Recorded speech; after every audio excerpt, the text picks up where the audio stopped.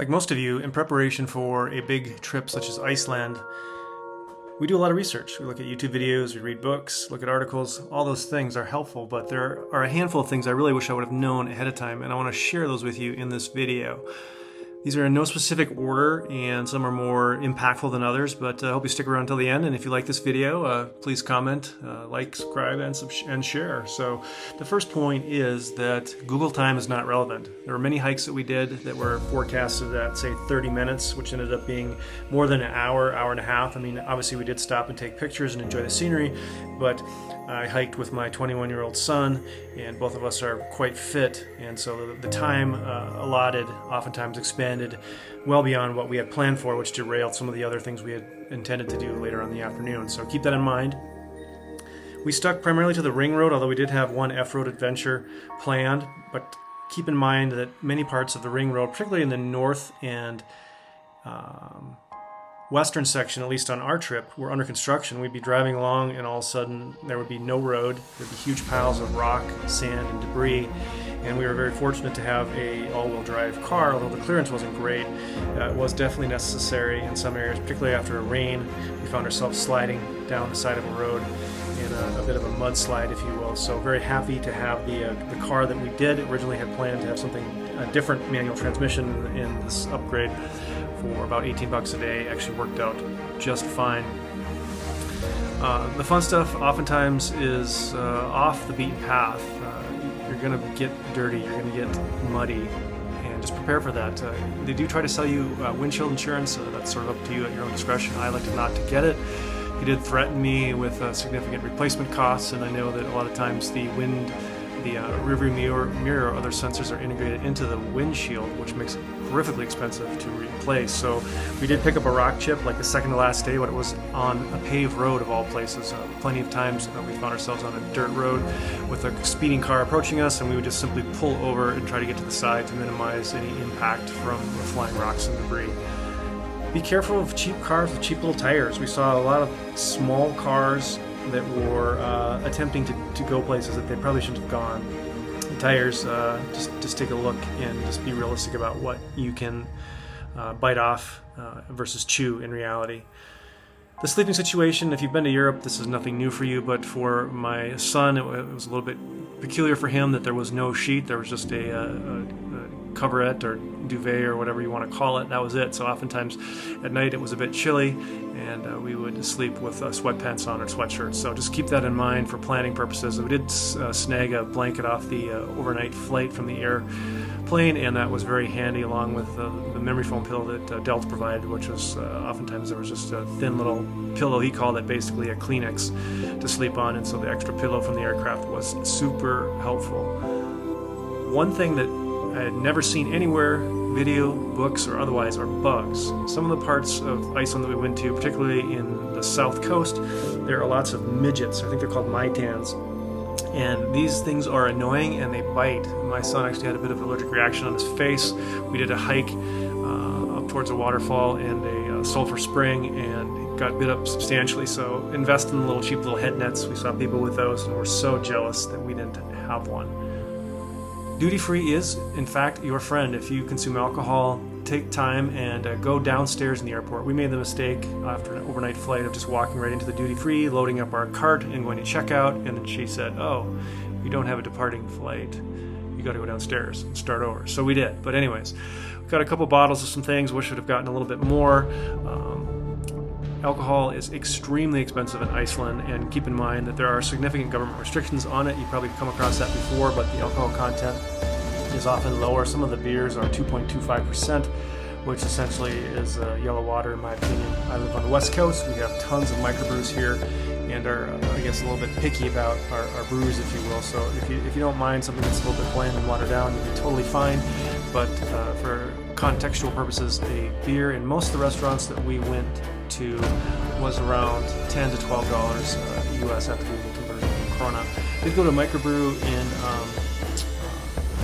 Eglisdir, if I'm saying that right, and got a sampler of 5 4-ounce beers, and that little sampler cost more than 2 full-size pizzas, just to put that into perspective. So keep that front of mind. Once you're out of the airport, that's it. So keep that in mind. Time is different.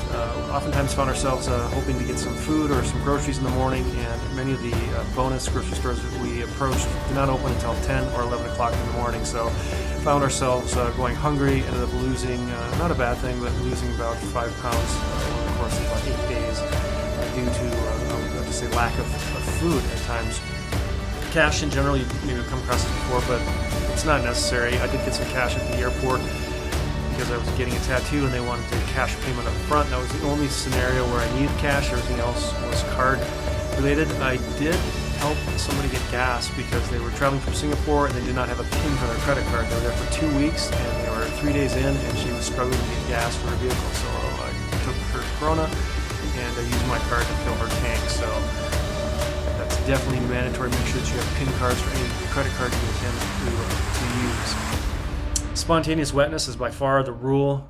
Any hike that you partake in, you should anticipate getting wet. There were several times that I headed out. My son would chide me not for bringing my raincoat with, and then 20 minutes later, I'm soaking wet, and he is completely dry in the car and happy. On hikes, beware of the kamikaze sheep. They do throw rocks. We were hiking up towards one of the more famous taller waterfalls, and he had startled a group of sheep that quickly climbed up above us. We sort of forgot about it until a bunch of rocks came cascading down.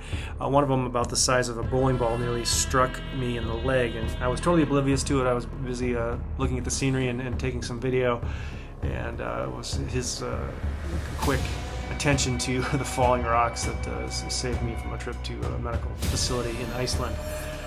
Never pass up a gas station. Depending on where you are traveling, there were some extended periods of time when we were particularly in the north of Iceland that we did not see a gas station from the time we left our hotel until we got into the final destination city. So there were a few times when we were on some very long dirt or gravel roads and keeping a keen eye on the gas gauge. We did have a hybrid car, and I guess in reality, if we had to drive within the electric mode very, very slowly, we could have done that.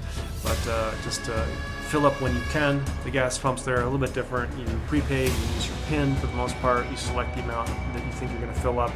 And remember that green is good. If you have a gas car or petrol car, do not put diesel in your rental car. So specifically as a diesel engine, you'll be responsible for the damage.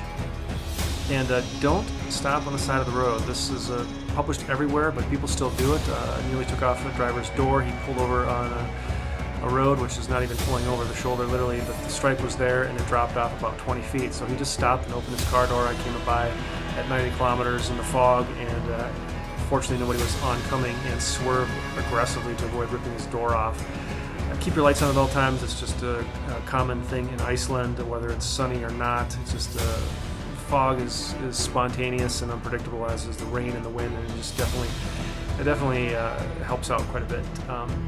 Eats and treats, we always tried to stock up a little bit at the bonus grocery store when we found one before we headed out. We got to a few smaller, I'll call them villages if you will, where we didn't feel like paying the $100+ for food at the hotel restaurant, and there was very little options locally for food. Many of them had closed earlier, which we were disappointed. I guess poor planning on our part, but we brought a little cooler with some ice, which is also hard to come by. I had to go to the bar essentially in all the hotels and ask for ice, and usually just got a little cup or a bowl with a few ice cubes, nothing to pack a full cooler with.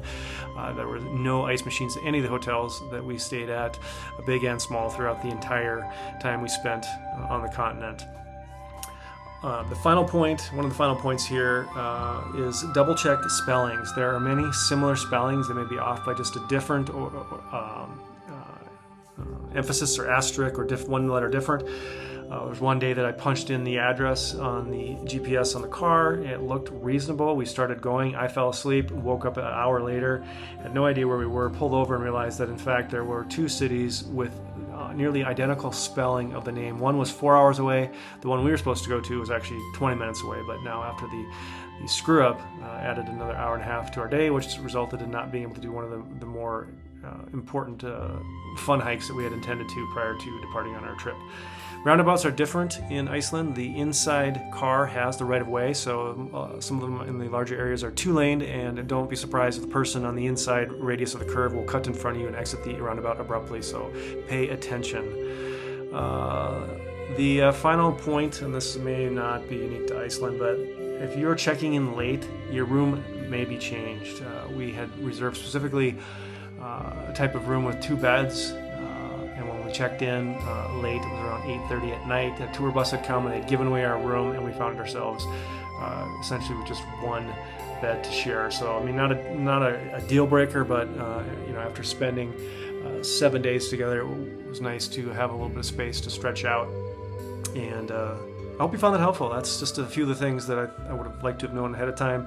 Heading into Iceland, one of the coolest things we did in terms of transportation was just using the variety of scooters around Reykjavik. They're inexpensive, easy to sign up there everywhere, and really makes taking in all the sites, particularly if you're kind of crunched for time in Reykjavik, much, much easier. So take care, be well, have a fantastic week.